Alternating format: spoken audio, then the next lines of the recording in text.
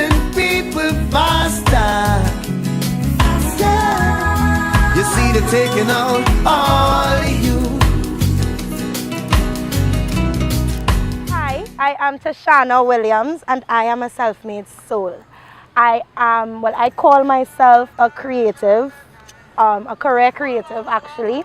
So all my money comes from the arts and I act, I sing with a great band called Freetown Collective. Hi Freetown Collective, if you don't know them, do something with your life. I sing with a great band called Freetown Collective. I do art education using art for social change both in Trinidad, in the Caribbean region and internationally. I am a writer. I write for Loop, I've written for different newspapers in Trinidad as well. And I also direct. I just do whatever makes me happy and whatever feeds my spirit and whatever makes me feel like I'm on vacation.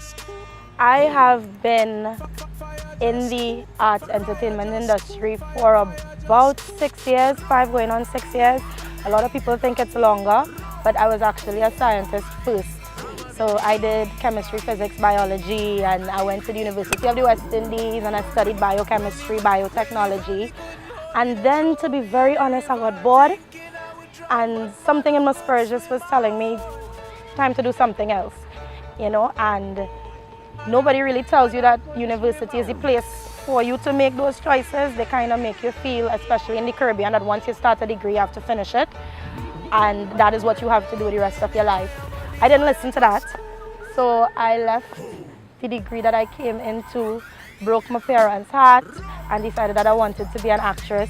Went to the theatre department where I met Louis McWilliams, Marvin George, Camille Kwame, Royal Gibbons, and a whole set of people that just all they wanted to do was just create art, you know, and merge culture with art and try to find the ways in which we could find ourselves and our Caribbean culture in the contemporary arts, as well as how to validate what we have as art. And I'd never been a part of anything like that.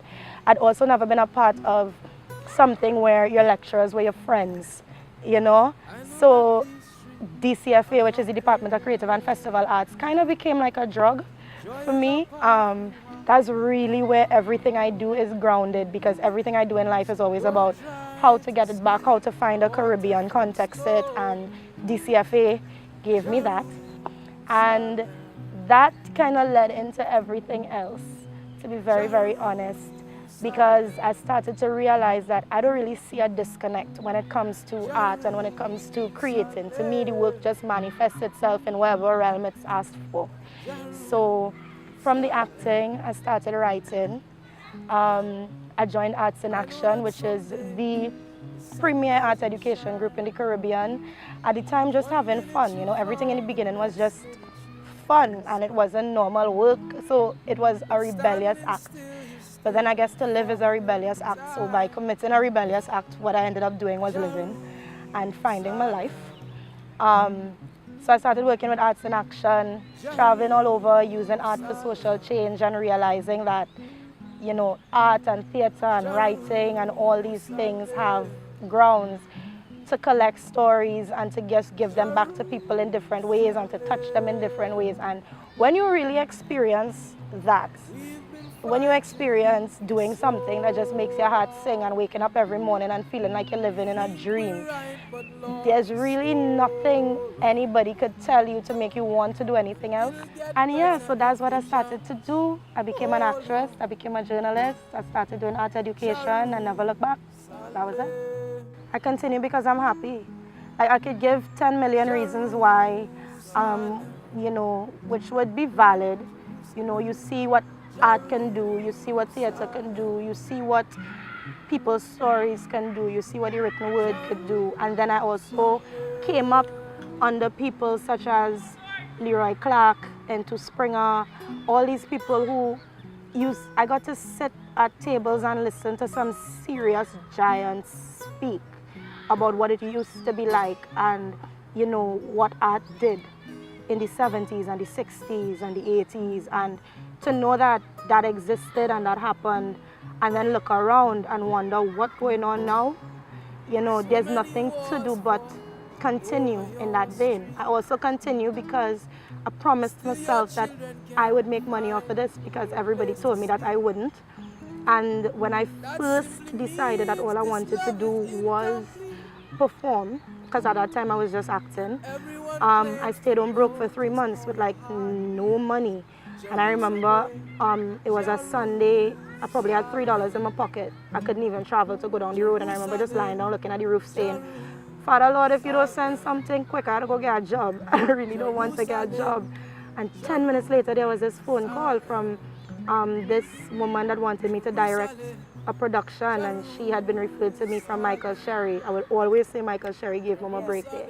I think that just the way I started, just the way I grew up with very strong women in my life, and I grew up with a strong Baptist grandmother. You know, I believe in faith, I believe in destiny, and when I look back on how I even got into the arts, there was no real reason for me to reach here. I wasn't surrounded by anybody doing it, but I just started finding myself in places where, you know, people were performing, or I had an ex who had a band and all of a sudden I was singing in that. It's almost as if the purpose found me, and I don't think it's really told me what it is yet. But the way that things continue to go in my life, it just seems, the most I could say about that is I don't know what my purpose is, but I'm pretty sure that whatever it is tied to exactly where I am. This is Tishanna Williams with SelfMade Studios, and you are watching SelfMade Soul Season 2 on GT Network. I'd wicked this time, right? I do. To be self-made is to make yourself, you know, is to invent yourself. And not just invent yourself and say that's it, but to reinvent yourself every single time something else comes up that you want to accept. A lot of times people are told that you just have to do what you have to do. School life is something that kind of trains you and prepares you not to go out into the world and live, but to go out into the world and do what is required by the system in which you live in. And I don't think that that is a life worth living. There are people that is the life that they want to live, and there are some that is not it.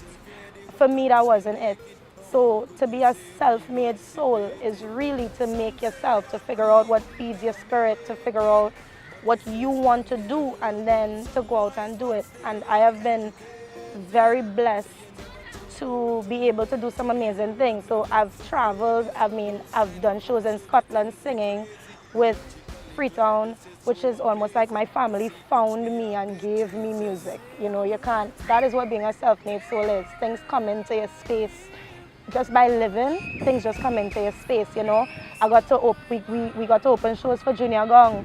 I got to interview Taurus Riley, people like Protege. You know, I was part of the first youth conference on national security ever held in the Eastern Caribbean. You know, I do what I want when I want, and for some reason it's always part of something that touches somebody else's soul. So by making myself, I think, just making yourself, just evolving, just being open to change, you know, that's what self-made soul is to me.